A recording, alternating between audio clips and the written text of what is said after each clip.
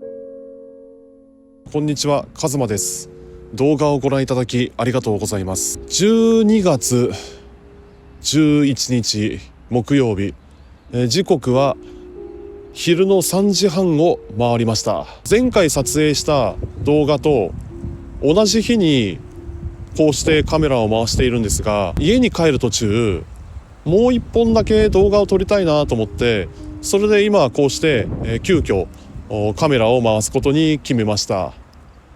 なるべく時間が空いているうちに一本でも多くの動画を撮っておきたいんですよね。自分がその時その瞬間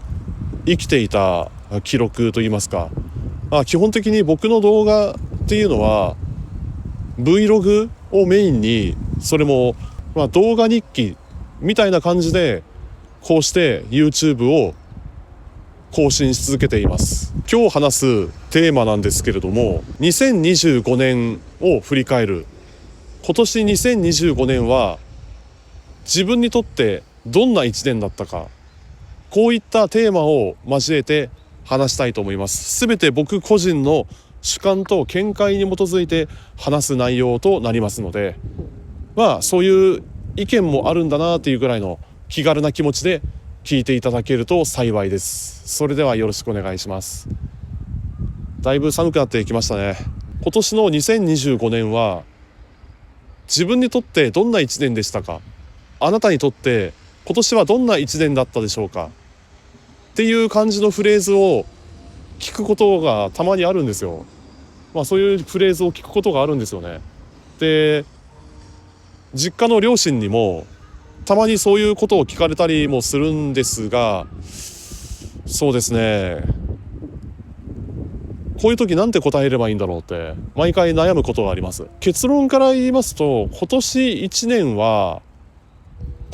年を振り返るとあまり行動ができなかった、もしくは去年の2024年と比べて大きな挑戦が少なかった、なんとなくそんな印象ではありますね。といっても今年の10月下旬から11月上旬頃までの間は西日本、九州、四国、大阪を巡る旅をしてました。これについては YouTube 以外に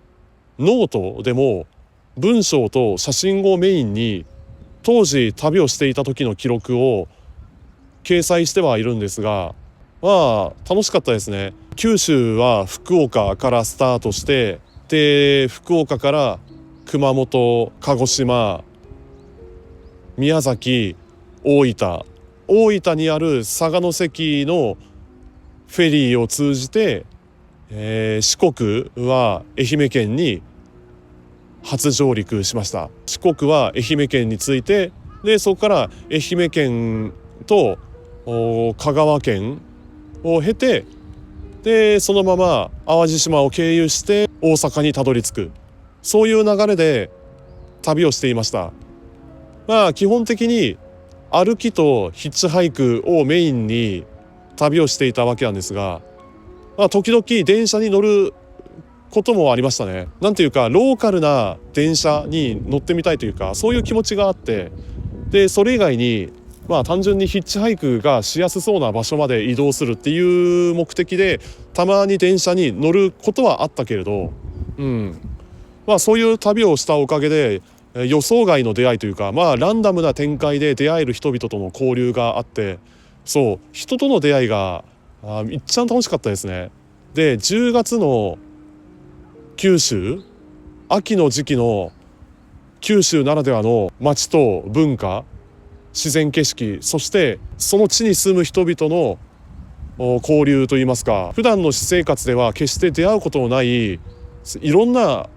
バックグラウンドを持つ人、いろんな職業、さまざまな目標というか、人それぞれの人生における優先順位や価値観であったり、そういうものについて触れることが多かった。それがめっちゃ楽しかったですね。いろいろと気づかされることもあれば学ぶこともありますし、それまで知る機会のなかったさまざまな職業、いろんな業種、いろんな分野に関する裏話であったり、実際に現役でやっている人の目線で見た話であったり、そういうものについていろいろとね話ができて、それがめっちゃ楽しかったんですよ。やはり人は移動し続けること、行動し続けていかないと人は何も学ばないんだろうなっていうことについて考えさせられましたね。定期的に場所を変えて視点を変えてみて、それまで気づきもしなかった場所とは異なる視点で、いろんな角度のいろんな視点で物事を振り返ってみて、でそうすることで今まで気づきもしなかったことや新たに知ることができる、いろんな発見があっていろんな学びがあって、やはり人は生涯学び続ける姿勢をおろそかにしてはいけないんだなって、そのことについて考えさせられました。やはり人は生涯現役というか生涯学び続けること、生涯学習といいますか、そんな感じですねでもやっぱり元気なうちにいろんな場所へ行っていろんな人たちと会って話をして、でいろんな体験を積み重ねて、それを自分自身の経験値に、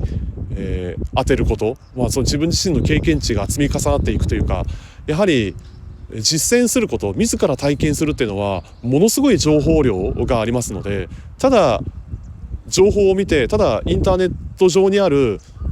ページというか写真とかそういうものをただ眺めるよりかは、自ら動いて直接足を運んでこの目で見て、でいろんなものについて触れて自分の頭で考えて、自分の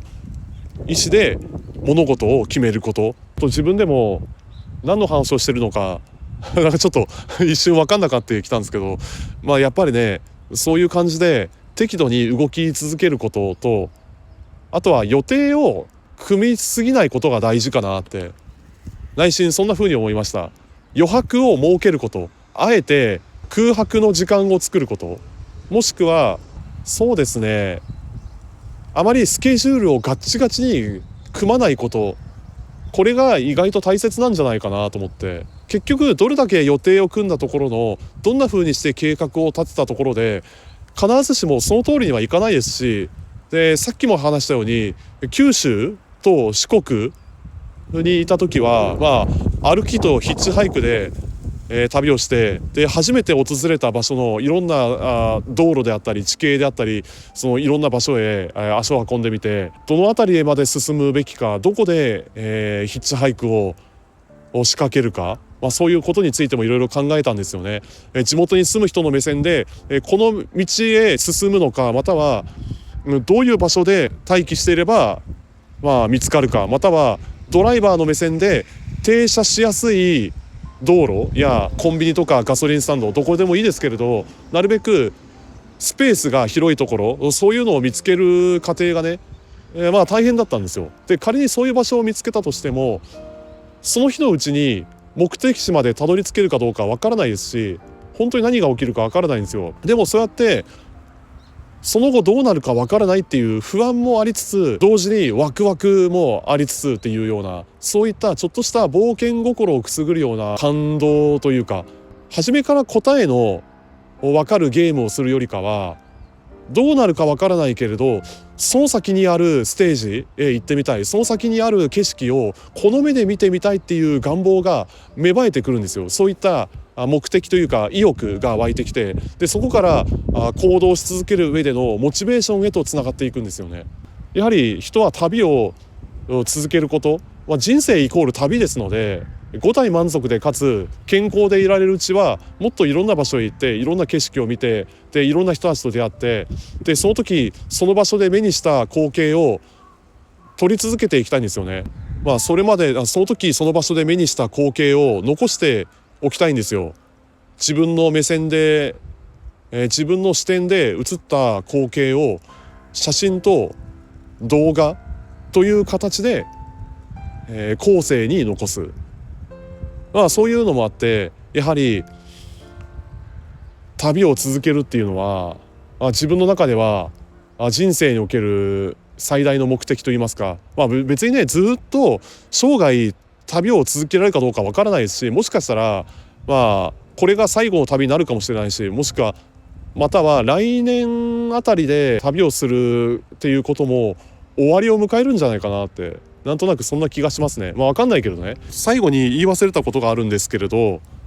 来年の2026年の目標なんですが、今考えていることとすれば、もう一度海外を旅する。それも行き先は、前回の動画でも話したようにオーストラリアか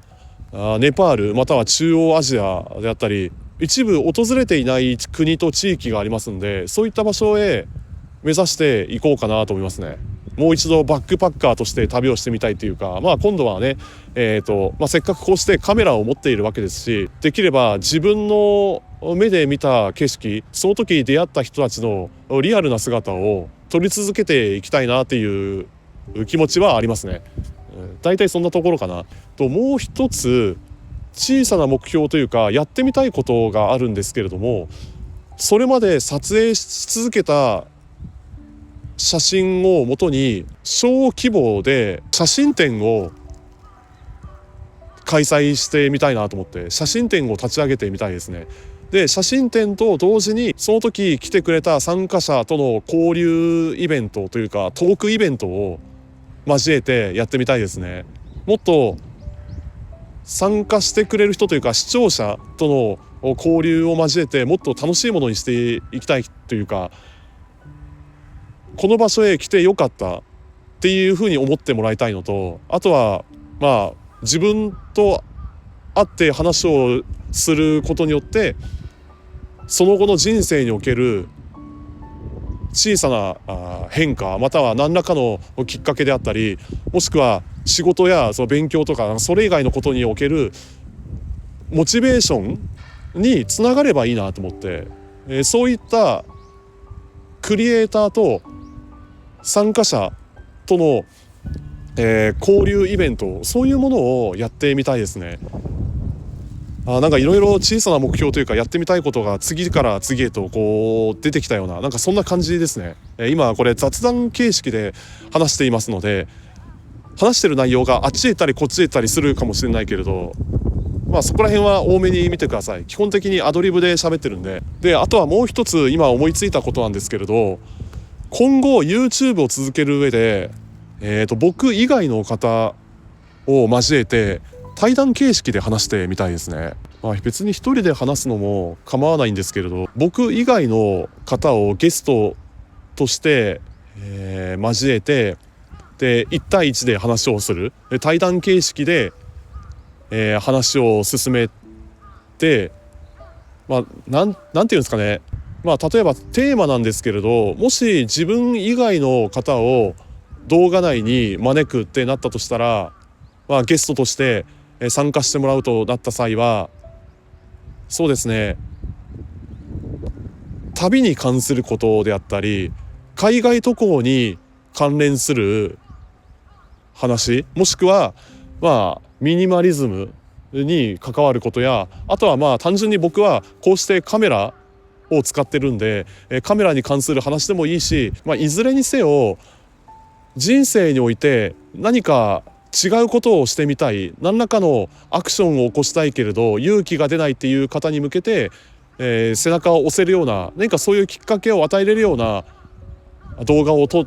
てみたいですね。できれば自分以外の方を交えて対談形式でというか、それぞれの体験を会話でシェアするっていう感じの動画を撮ってみたいですね。今のところ思いつくのはそんなところかな。これについてはまた別の動画で